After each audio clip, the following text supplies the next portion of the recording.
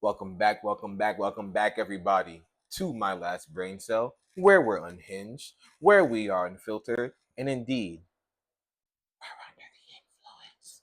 Anyway, I thought I had a question for you guys. I lost it. I know it's gonna come back to me later, but for now, we're gonna jump right into pick your poison. I know y'all know the rules, so not even gonna bother wasting my breath.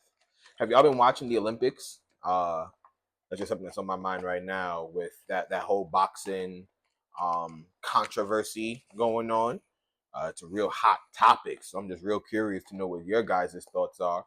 Um, I personally, if the winner of that match is legally female, as far as like biologically, you got to take that L. However, if they are trans and they didn't report, then they got to take that L. That's just my opinion. But I feel like you shouldn't cry trans because you got your ass whooped. Girls can be heavy-handed. That's just a fact of life. Anyway, I'm gonna that's enough of that. Let me know what y'all thoughts are in the comments. Here we go. Jeez, what the fuck? Have an unshavable unibrow. Oh, goodness gracious. Have brown teeth. You know what's crazy about the second one? I was just looking at my teeth and I was like, yeah, like I don't have bad breath. I brush my teeth, I floss, I rinse. But my teeth could use a little bit of a brightening, you know what I mean? But could you imagine having brown teeth, brown teeth? Probably got bees in the motherfuckers too, I bet. Between the two of these, I'd much rather deal with the Anthony Davis. Like, give me the unshavable unibrow, and I'll somehow also make it my brand because having brown teeth is disgusting. No one wants to interact with you. You should feel ashamed. Like, you should feel guilt every day you open your mouth and see your teeth. That's just my opinion. But having an unshavable unibrow, it is what it is, right? Like, it's just thick. I'm rocking it though. It's styled. I would make sure that it's real styled. Like it would be nice and sharp, like tweeze. Like I can't shave it, but like I can clean it up a bit. You feel me? So yeah, my shit would be glistening. And my shit will always be oiled and glistening. Yeah, you know it's me coming. For sure. Yeah. Let me know what y'all would do. And if you're picking brown teeth, you better have a really good fucking reason why, because there's just no way. There's no way. Anyway, we're gonna go ahead and jump right into the Wheel of Fun. Here we go.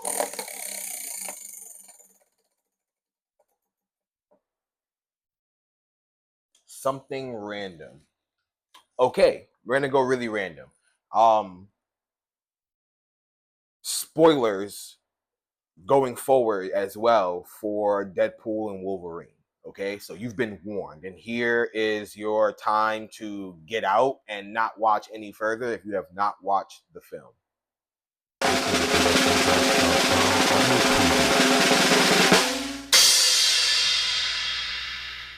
That's enough of that. So, first question.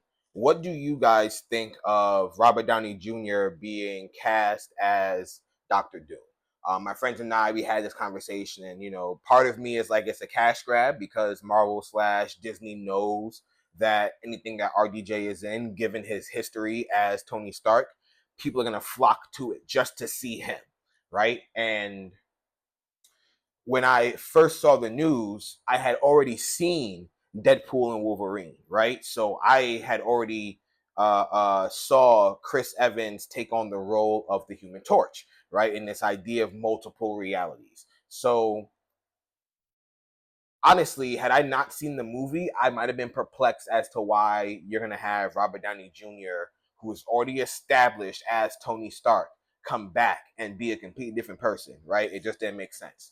But after seeing Deadpool and Wolverine, it made me think, like, okay, they can make that work. If you can bring Chris Evans in as as Human Torch again from 20 years ago, you can make Tony Stark into a Doctor Doom and say he's from a different like timeline or universe, right? Especially given what we know about the Fantastic Four movie. I don't know how big of a role, if any, Robert Downey Jr. as Victor Von Doom will have in the Fantastic Four film, But from what I've heard and what I've gathered, even that film is based in a completely different timeline, separate to the main like MCU timeline. So in my head, I'm like, okay, they're probably gonna have the Fantastic Four get rid of Galactus in the timeline, cause a rift. Maybe Victor Von Doom's Tony Stark is from a completely different timeline himself.